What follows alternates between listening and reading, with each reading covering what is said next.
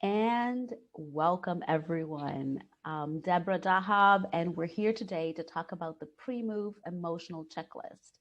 If you're here, you are probably thinking about moving, planning about moving, or have an intention to move.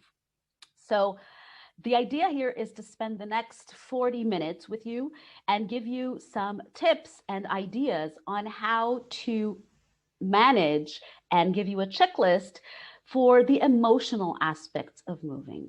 We all know about the logistics, right? The visas, the paperwork, the packing. We all know that. But the emotional preparation is something that is not talked about that much, if if at all. So I'm here to help you and give you some ideas on how to deal with the most common aspects of moving abroad. This could be moving within a same country because for big countries as well, or even smaller countries, the regional differences are huge, right? But we will focus on international relocation for now. If you have any questions, feel free to write them in the chat box. And also, we will have towards the end, before we leave, we will have a Q&A session. So you can ask questions with your mic open. Okay? So whatever works for you, I will every now and then look at the chat box to see if there's a question. All right? Shall we start? Yay, I'm excited. So you're in the right place. This webinar is for you if you have decided to move abroad. You know that there's more to moving abroad than just the logistics, paperwork, and packing.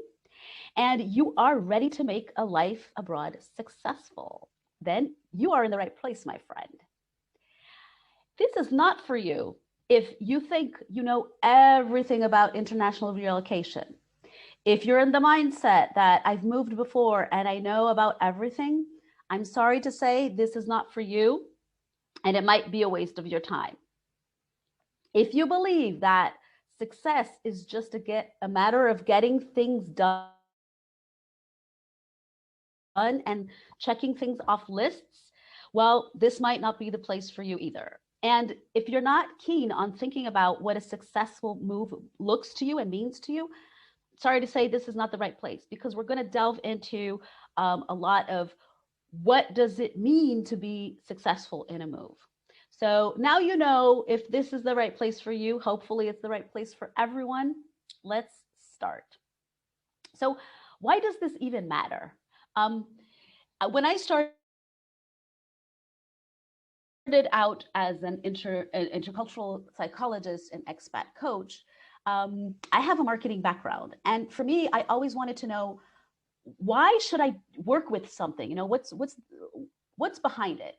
And in my research, I found out that up to 40% of international assignments fail.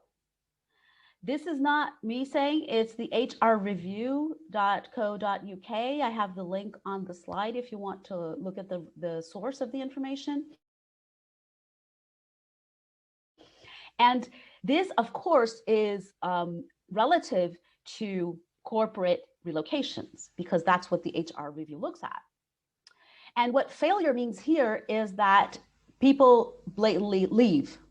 They say they can't take it anymore, they don't adjust, and they go back home. I found this number quite high, up to 40%. And if you look at other relocations that are not corporate relocations,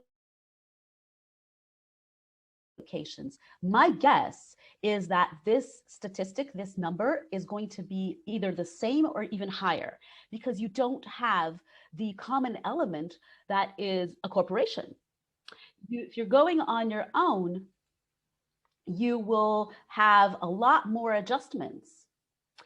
So most of the assignees in this research fail because the employees of the corporations and their families can't adjust to local culture and environment. So adjusting to the local culture is really important. And In this research, each failed international assignment costs to the company an average of $300,000. Now, this is corporate money. When you move on your own, you are investing your own money. You are investing your own energy. You are investing your own resources. You are investing your own time. So God knows what this number is, and God knows what the importance of the investment is for each person individually, especially if you're not in a corporate situation where you might get even perks for moving, or get some benefits. When you're moving alone, or unrelated to a corporation, you're basically on your own. And 70% of the failed moves are a result of family issues. So, one of the partners really wants to go, the other one is not that sure, hasn't really bought into the idea, or they're going with children who don't want to leave their friends. You name it, there are a lot of different scenarios that can take place. So this is why this matters. Because expat failure is a thing. And I have failed before. I'm going to talk a little bit about myself in the next slide. And I'm not happy to say that I was one of the 40%. I failed. I went back. And in my last move, I wanted to make it work. And I learned so much that I made it my life mission to help others not make the same mistakes. So do you have any questions here? Let me just hear about you guys. Let's make this interactive. You good?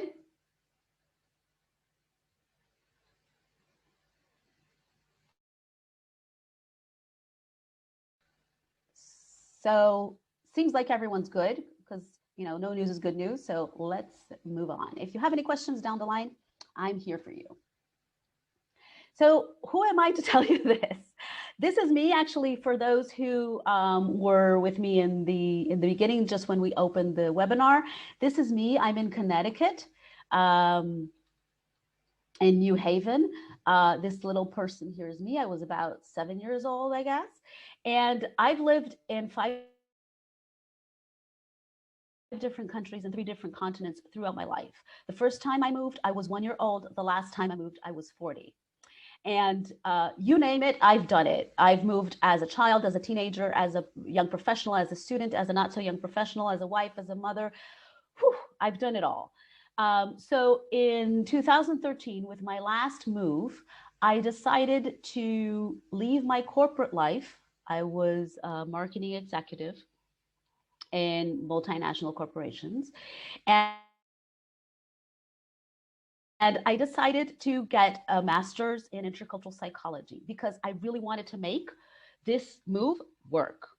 I had failed before miserably, and I really thought that I couldn't afford emotionally and financially for another failure. So I wanted to understand what the heck happens when we move to another country. Why do we fail sometimes, and why do we succeed? If I'm the same person, so I can't attribute that to personality alone, right? So I got my coaching certification. I'm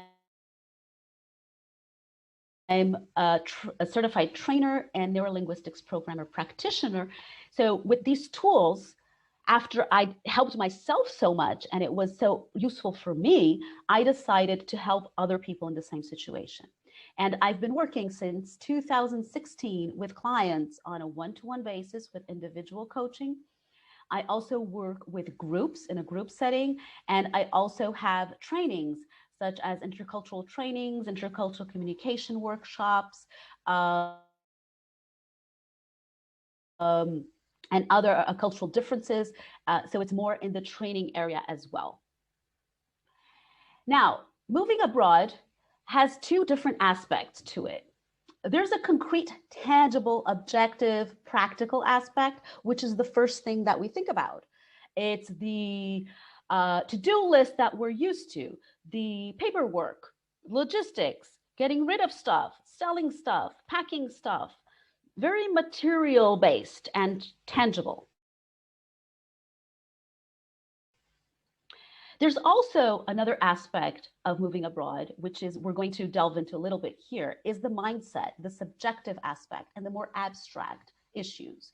And that has to do with your belief systems. It has to do with past experiences, how you decided to move, if that was 100% your decision, if you went along with other people, if it was negotiated, if you feel it's a compromise, oh, you name it, the list is long. And it's very unique to you and your situation. My experience as an expat coach is that the concrete, tangible objective is something that, of course, you have to have. You have to have a place to live. You have to have your paperwork in order. But even if that is all set, if you have all your ducks in a row, and that's really all neat and nice, if you don't have the right mindset, if you're not completely bought into the idea, if there's something nagging you there, you will have a harder time. You will have a harder time letting go. You will have a harder time adjusting to a new culture. And that's something that I don't want you to go through. I've been through that. My clients have been through that, and it's not nice. So that's why I'm here to share with you the checklist, the emotional checklist of what to look for when you are moving to another country. So there are new people to come in. Let's see.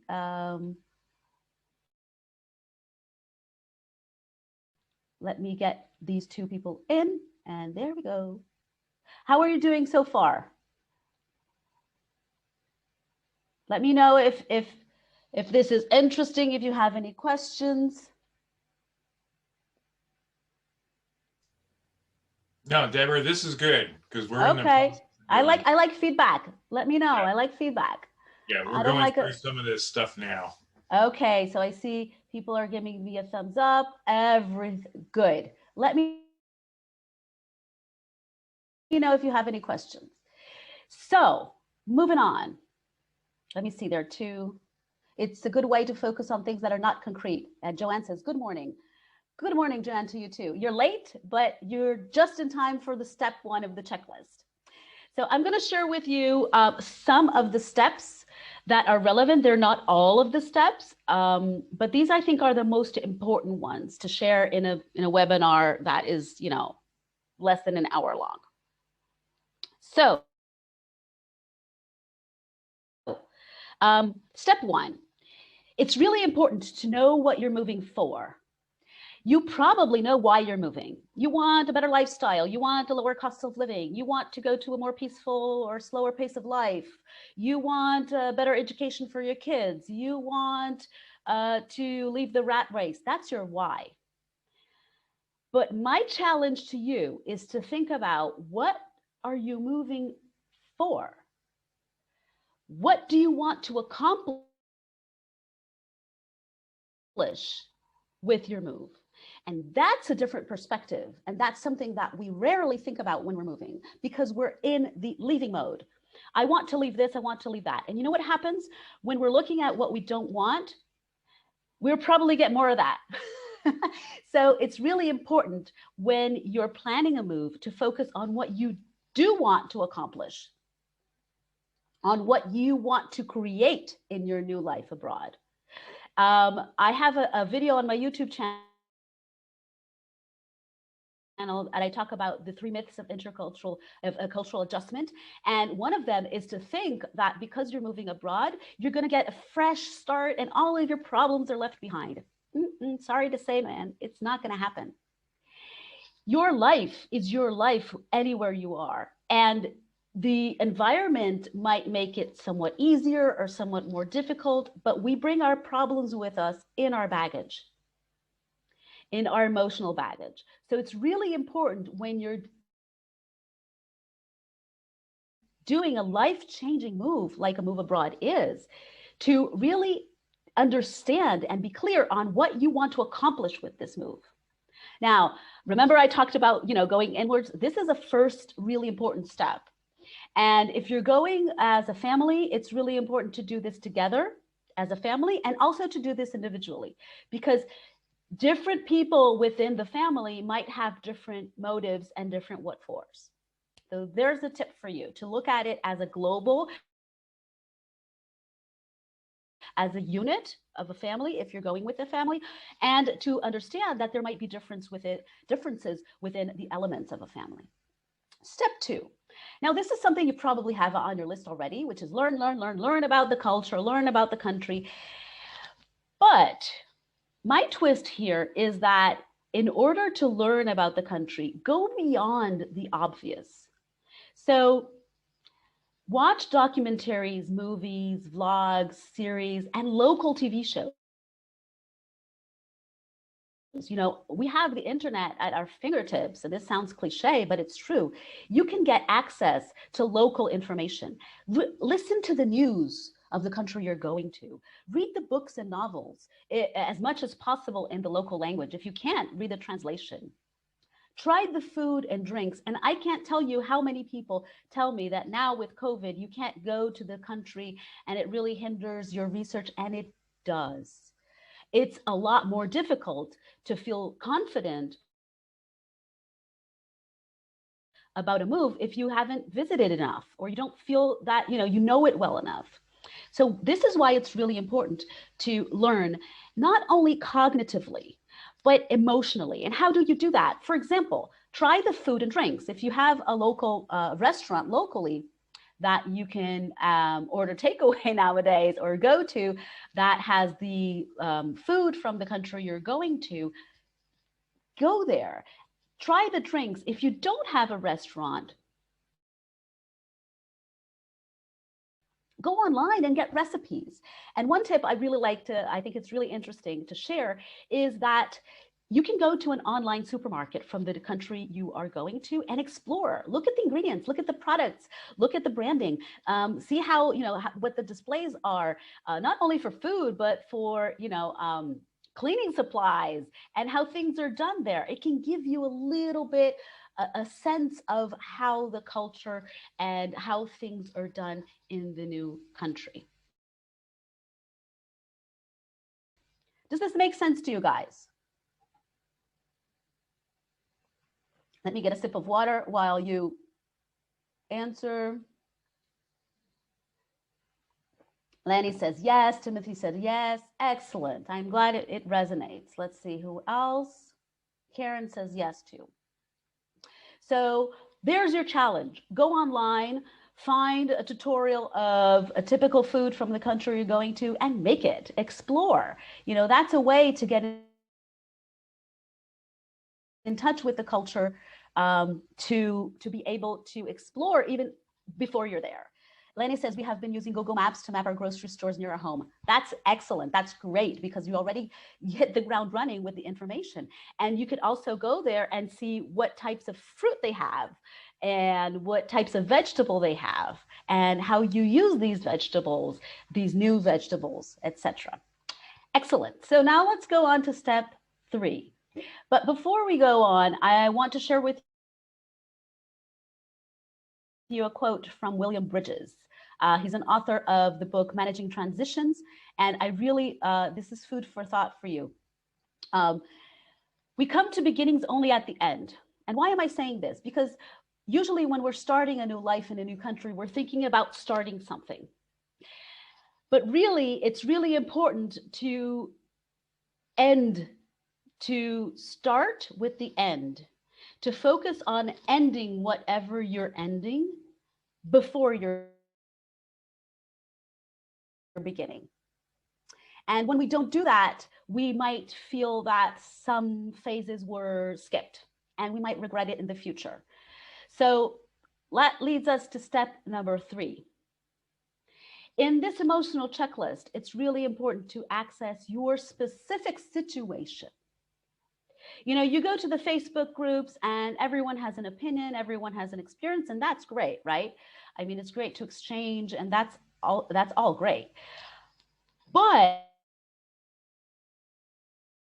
it's really important to take other people's opinions with a grain of salt. Why? Because you might be moving abroad and retiring at the same time.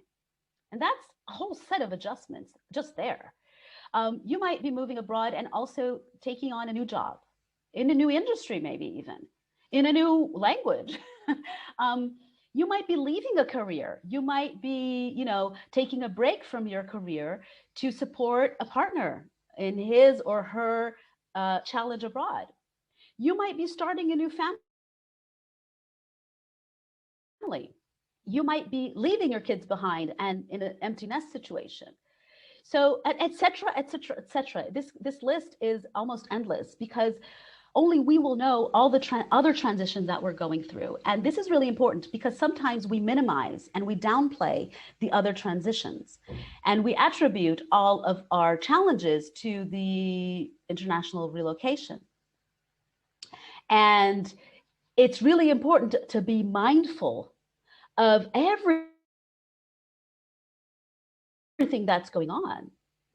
It's not just the international relocation. It's everything that's going on. With retirement, you kind of lose a sense of self sometimes. You lose a sense of your identity. And it's important to acknowledge that. It's important to realize that this is part of the process. And yes, it can be hard sometimes, but you can only overcome things when you realize that they're happening, you acknowledge them. So I hope this makes sense to you. And sometimes we forget to acknowledge these other transitions. And I can tell you, my clients, this is super common and really important to take into account. So Alana tells us that that's a situation with her, that she's also leaving this time and her daughter is not going with her. And that's quite different, right? Let's go to step number 4. And I'm going quickly because I want to leave time so you guys can ask questions. So step number 4 is really important, and we also sometimes forget to do it. Say your goodbyes. So say proper goodbyes to friends and family. It's really important to really express in any way you feel comfortable that you are leaving and that it's a moment of closure. Have a goodbye party. That's a good idea, especially if you have a lot of people you want to say goodbye to at the same time, even if it's on Zoom, if you can't do it in person.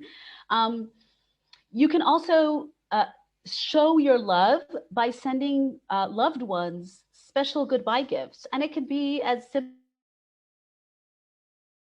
simple as, a little bar of chocolate or a little handmade card, you name it. But it's the intention of showing that this is a new phase for you and for them as well, because they're not going to be close to you.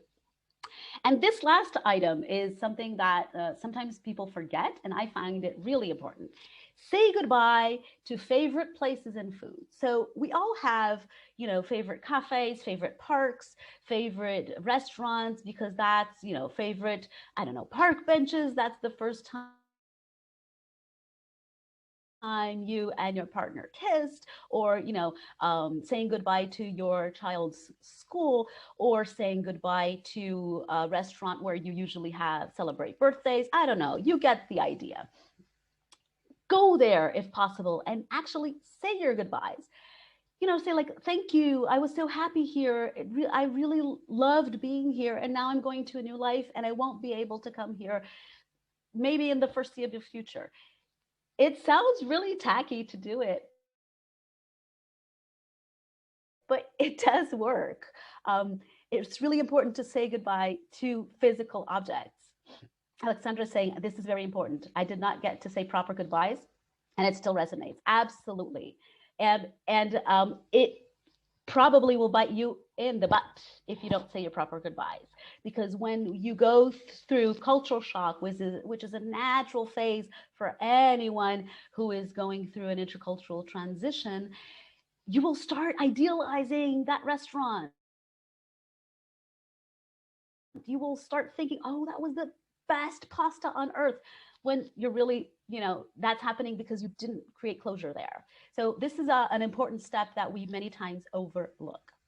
Now let's get to step 5. Start making friends now. So in my research, the top 3 challenges of expats is loneliness. One of them is loneliness. And how do we mitigate that? Well, we make friends. And I know that in COVID times, it's not easy to make friends. That's actually why I have an event. It's a free event twice a month called the Expat Connection live chat. And the idea is to connect you guys who are preparing to move and who have already moved, so you can start a conversation that is a bit deeper than just the Facebook chit chat. So connect on social media, go online meetups and events. There are plenty of meetups that are now online, just like the one I mentioned, the one I run. And this is really important. Ask and offer help. We tend to ask a lot of information, and we sometimes forget to offer help. You know, does anyone need help? Is anyone feeling lonely? And that's one of the best ways to make friends, actually, you know, to offer help. Challenge yourself to befriend the unfamiliar. So if you're used to people who like, I don't know, like comic books, challenge yourself to go to a group which likes historic novels. You know, you might find friendships in the unfamiliar. And if you don't, you have a new experience, and that's okay. So we tend to go with what we already know. If we're friends with people who are married and have kids, we tend to gravitate towards that because we have more things in common. Challenge yourself to get out of your comfort zone. And you might have very good surprises. Have key people that you can turn to when you arrive. So this is a way, when you start making friends now, before you move, this is a way to, when you do move, you already know people on a deeper level, and you can ask for help, you can ask for advice, you can hopefully meet up for coffee and meet each other in person. And that's my tip for this one, is participate in the Expat Connection live chat. You can get all the information on the Expat Connections live chats in my Facebook group. It's called Expat Connection, Create Your Best Life Abroad. And I do it twice a month. So you can get all the information for the next ones there. So there's a conversation happening in the chat box, and I'm really happy because that's the first step to making friends, and maybe you'll get out of here with friends already. So now I have a bonus step for you, but before we go to that, I want to share this quote that I really like. If you go looking for a friend, you're going to find they're very scarce. If you go out to be a friend, you'll find them everywhere. So this, I think, is the golden rule to making new friends, is be a friend and you'll find them along the way. That has been true for me throughout my life. And I know it's true. If you offer help, if you're the first one making the move, you know, chances are you're going to make friends. And how many of you are feeling overwhelmed? Let me know in the chat box.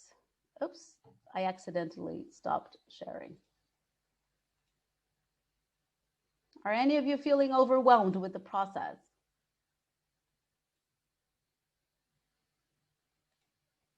Amanda says yes. Alexandra, definitely. Well,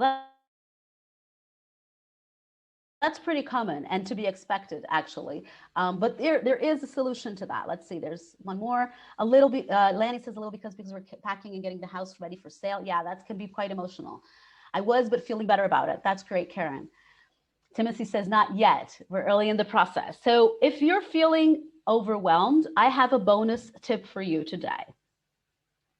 And this bonus tip is part of a program that I'm going to share with you right after this tip. So how to nip the overwhelm in the bud. This is my tip for you. What I call the supercharged to-do list. We all do to-do lists, right? Some of us like them more, some of us like them less, but we end up doing all of them. But this to-do list is a bit different. Someone's here, which I can't understand the name, says yes, because as you said, it comes early in retirement, thinking that it does not have to be forever. Excellent. So this tip here is going to help you guys for sure with the overwhelm. Listen up. There are 4 steps. I'm sorry. There are 4 steps to this tip. First, you're going to list all your to-dos, kind of like a brain dump. Write them down or put them on an Excel sheet, whatever is best for you. One tip that I like to do is share is I like to put a timer on, like for 15 minutes, and a nice song that, you know, lifts my mood, so it's something pleasant. And for the 15 minutes of that playlist or whatever, I'm just doing the to-do list. And that's all.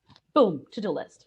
Then you're going to look at each item and write down just beside each item what benefits this task brings to your life. And I'm not asking to write down why you have to do it. The question here is, what benefit does this bring to your life? So an example is, I have to, let's say I have to go through all my clothes to decide what I'm going to pack and what I'm going to leave behind. And the benefit is that I'm going to have a more logic or a more thoughtful wardrobe for when I move. That's my benefit. That's an example. Then for each task that you wrote down on your to-do list, you're going to have all your tasks, then all your benefits. For each one, you're going to write down just beside in another column, what level of anxiety does that bring you? From 1 to 10, 10 being the highest. Does that really make me anxious and stressed, or is that easy breezy, no problem? For each task that you scored have 7 or higher, think about ways you can reduce that anxiety or overwhelm. Is there any way you can delegate that? Is there any way you can incorporate that task into something that gives you less anxiety? Is there any way you can share that or ask for help? So you are going to focus only on the tasks that really stress you out. And the other ones, you can just start doing them, because if they're nice and they don't stress you out, that's just easy. And I know I get a lot of satisfaction when I start taking out stuff that I've done. So that's a good way to start. Any questions about this tip?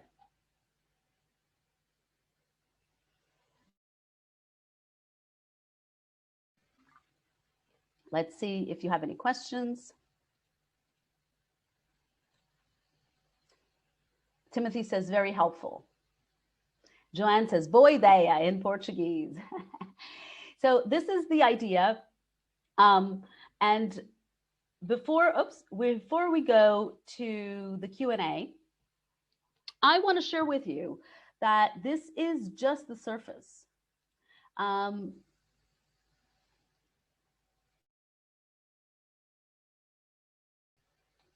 I like this idea to delegate, pay for what makes you most anxious. Absolutely. Let's make life as simple as possible. Cut things down to doable steps, Karen says. Exactly. That's the idea. So what I talked about, this is just the surface. There's a lot more to explore when we're moving to a new country and an international location. And there's so much on the line, and there's so much investment, emotional, financial, you name it. So I want to share with you a program that I am launching, and we're starting the first days of April. And in this program, this is designed for people who are pre-movers, who are preparing to move. In this program, you'll get to design your cultural transition goals. So what does that mean? It means to dive into your what for, and to be really clear on what we're moving for and what you want to accomplish. You'll learn how to reduce the overwhelm and move forward with calm and confidence. And that Supercharge to-do list is one of the tools we will be using. In this program, you'll also make conscious decisions regarding what to pack and what to leave behind. You'll have a concrete blueprint so you can create your action plan, your own game plan, depending on your situation. So if you're moving alone, you're going to have challenges that are completely different than if you're moving as a couple, or if you're moving with small children, or if you're moving with teenage children, or if you're moving with adult children. Everyone has different challenges. So you will be able to create your unique action plan. You'll also learn to apply a blueprint to learn a new language. Learning a new language can be daunting, and strategizing and knowing exactly how to create a proper language learning goal is something we're going to do in the program as well. And more importantly, maybe, or equally important, you'll be able to share experiences and challenges with peers. So you'll start connecting with other people who are in the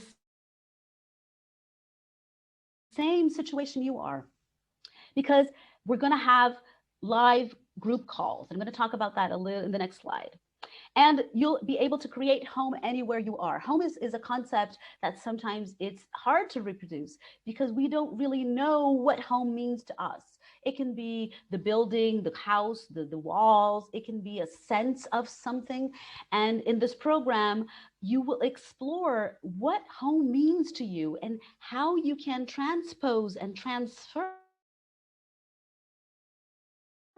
this feeling of home, coziness, that feeling of belonging in pretty much anywhere you're going to go, and much more, because we are going to do this for 12 weeks. So this is a 12-week program with online videos and exercises, which you can access for a year.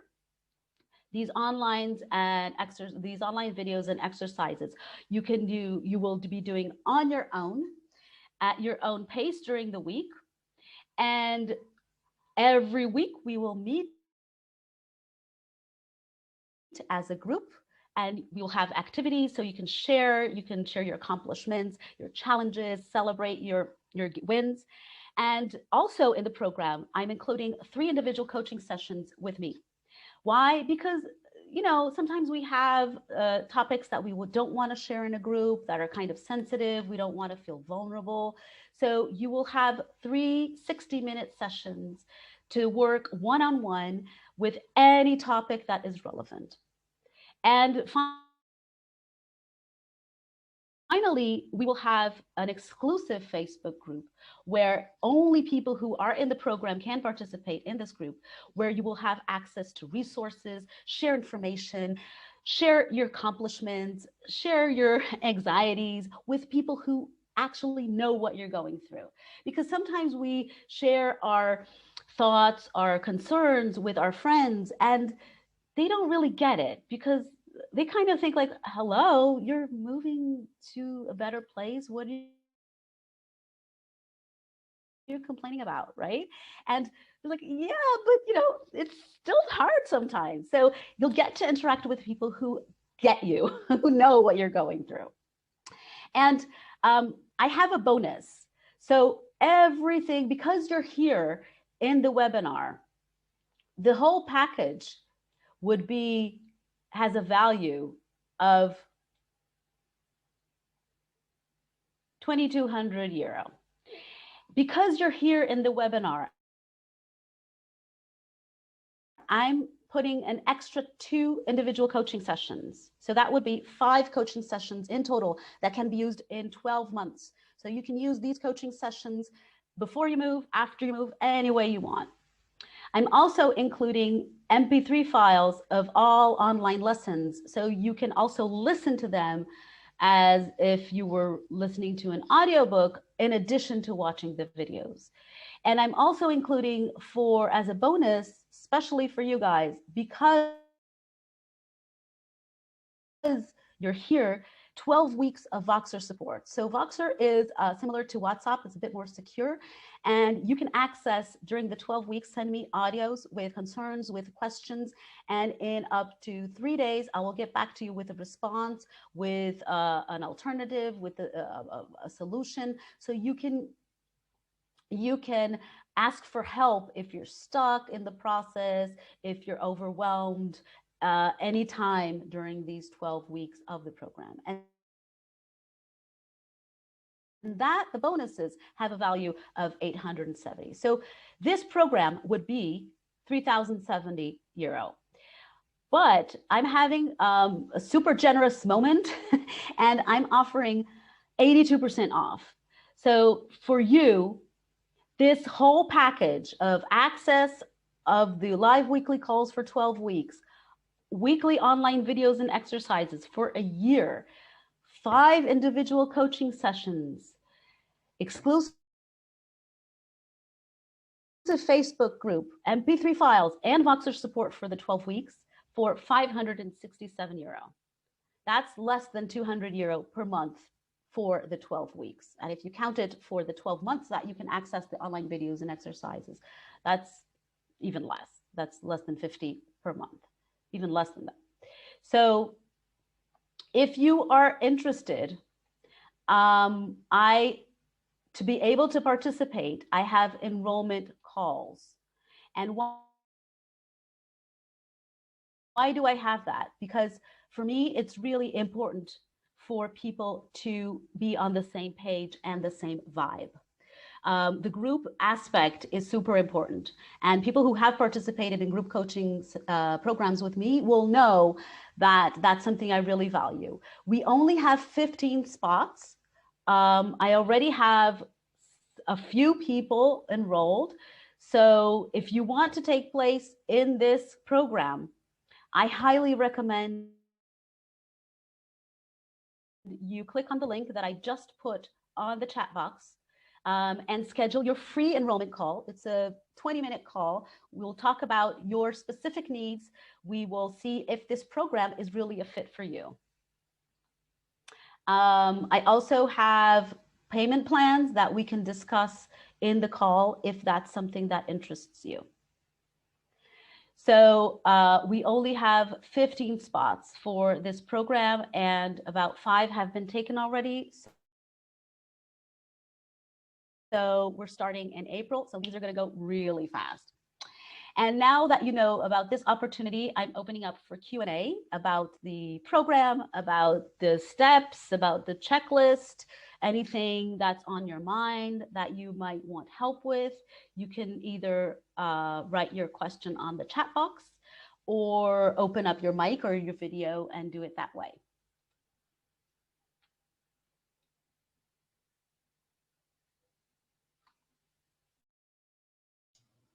Hey, Deborah, this is Lanny.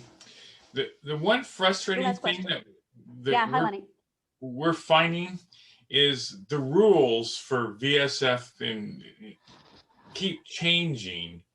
And it's like, okay, you know, like the FBI report. So, you know, my wife and I get that, and it was super quick. I was thinking it was going to take a month, and we had it in our hands in like 5 days after we had the fingerprints. But then the rule changed and you had to have it apostilled. And I've seen other people complain about the lack of consistency between offices, like the San Francisco office and the New York office, you know, the bank account issue, which was a pain in the ass because none of us can get there. And fortunately, we found someone after months that helped us. We have a bank account now. But it's just, and I know we're going from the States to Portugal, and you know, my wife and I are, you know, we're comfortable with that. But it's just the lack of consistency and the constant rule changes. I mean, is that just the way of life in Portugal? So your question is that the way the life in Portugal? Is that it? Well, yeah, they just constantly change the rules. You know, like that on one of the Facebook groups, that document has to be updated like weekly of the list of stuff you need, and you know, like you know, I had to run up to Sacramento to get documents apostilled this week, and then you know, because of the COVID, they're closed, and you put them in, and you know, hopefully they'll be back in a week. But it's a little frustrating to see how the rules keep changing. Yeah, yeah, I understand. Well, I think there are two aspects to that, Lenny. There's like there's the practical aspect, which is it is frustrating um to for the rules to change, but also there's an expectation aspect to it. So if you're used to a culture where things are more fluid, you won't suffer so much because the US in general is a more how would I put it, type A situation, like, Yeah. you know, like everything by the book, etc. Um, you will probably feel more frustrated than, for example, in my case, where I'm Brazilian and the level of bureaucracy in Brazil is even higher than in Portugal. So it depends where you're coming from. So it depends on managing expectations. So for what for you is super bureaucratic, for other people or for the locals here, it's just the way it is. So that's one aspect to take in, you know, to consider. The other aspect where you can modulate this expectation is a tool that actually we use in the program that is called the three circles of control. So this is a concept by Stephen Covey, who wrote the 7 habits of highly effective people. And basically he says that, I'm not going to give you the whole lecture, but he says that there are three types of things in our lives: things we can control, things we can't control, and things we can influence. So we should focus our energy and our time on things we can control, and things we can't control, we should just let go of them because we can't control them. So whenever you start getting anxious or stressed out, one of the ways of looking at it is like, what category does this thing that's happening in my life fall into? Is it something I can control? Well, then great, let's do something about it. Is it something I can't control? Well, then it's just the way it is. And you don't stress about it. You accept it. Um, and that also brings you, Lenny, to being clear on your what for. So when you're super clear on your what for, on what you want to accomplish in your life, it's kind of like having your eye on the prize all the time. Because, you know, challenges are, these are just the beginning of the challenges. This is just getting your foot in the door. And there are more to come. And having your eye on the prize, knowing exactly what you want to move for, being super clear on that helps you take a breather. Okay, wow, this is really frustrating, but you know what? I really want this, and I'm going to go move forward with it. Does that make sense to you? It does. It's just I mean, you know, and Kelly, my wife and I, we're pretty low key, and it just and we've been working through the process, and we got pretty much all our documentation ready to go, and but it was just I can see where other people would say, well, wait a minute, I have an appointment next week, and all of a sudden they change the rule, and I've got to go get these Yeah. apostate, and so now I've got to cancel my appointment and book it out for another couple weeks, and you know it just seems a little Yeah, uh, absolutely. it's unfair, and you know if you were on the outside looking in, you're going, well, what the hell's wrong with Portugal? I mean, to be blunt, is what you know. I mean, I understand rule changes, but not rule changes overnight. Yeah. You Well, know, I understand. Alexandra has a comment here, which is interesting. To be fair, my clients say the same about the U.S. bureaucracy, yeah, I mean, and that's it's something true. that if you're an immigrant in the U.S., Hmm. you're going to go through the same hoops or more. So it's just because we're going outside our comfort zone. So Alexandra says she's an immigration lawyer in the U.S. Well, so she knows what she's in Yeah, the thick of it. So because you are leaving your comfort zone, everything seems more difficult because you don't know the language, because it seems like the goalpost is changing all the time, and that's the reality of it. And I don't know if it would be different in Denmark or in Germany or in Thailand or in any other place. It's just Well, because you're living this now and you're in the midst of the anxiety, and it's normal to feel like that. And that's why I'm sharing with you some tools that when you get to Portugal, you're going to face this many times over. oh no, we've already faced it because we bought a house last year. And that's been there the you go. nightmare. There you go. Even dealing with the power company over there has been a nightmare.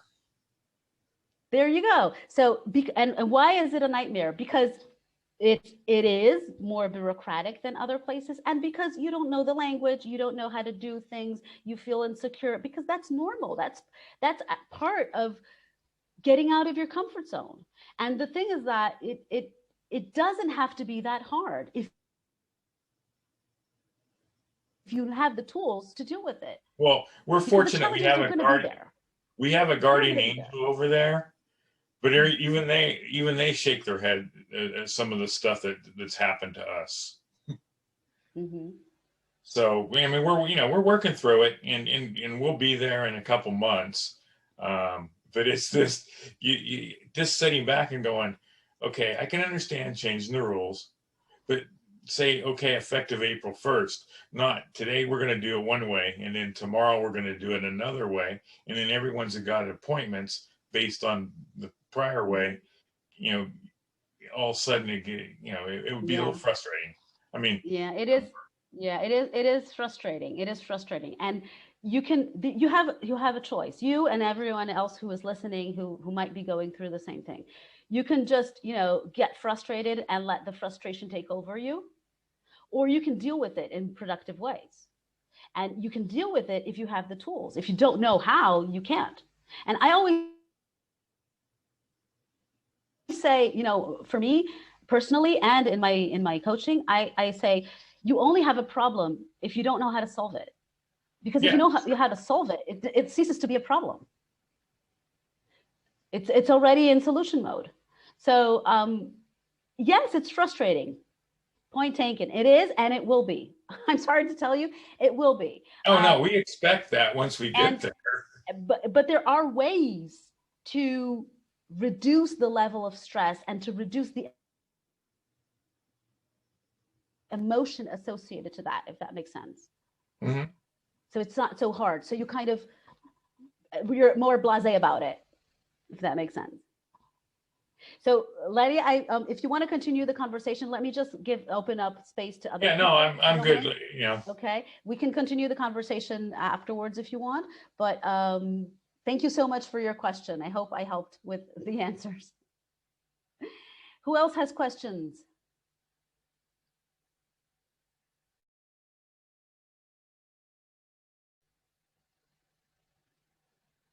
Okay, so there's one.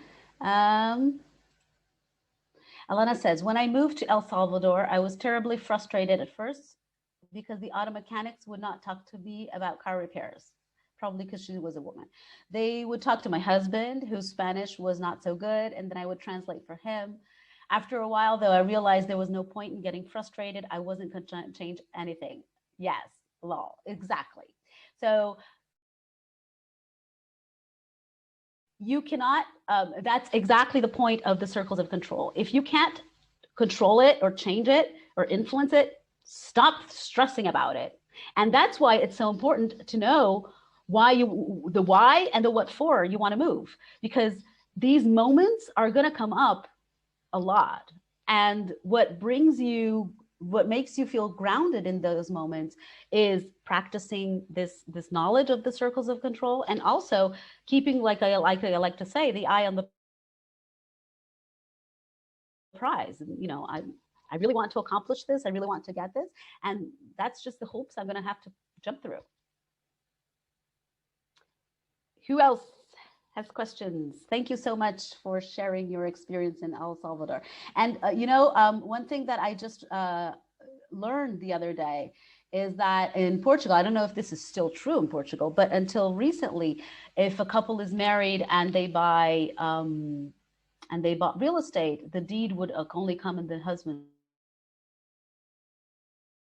name. I don't know if that's true or not, but wouldn't surprise me if it were true. So if there are no more questions, I thank you for being here. If you would like to, let me just share the last slide that I have, my contact information. Celebrate small victories, Joanne says. Absolutely. Celebration is so important. Timothy says, thank you. Here's my contact information. Get in touch. If you're interested in the program, we still have a few spots, as I mentioned. And thank you so much for being here. I hope this was helpful. And I hope to see you in the Expat Connection live chat sometime. Bye, guys.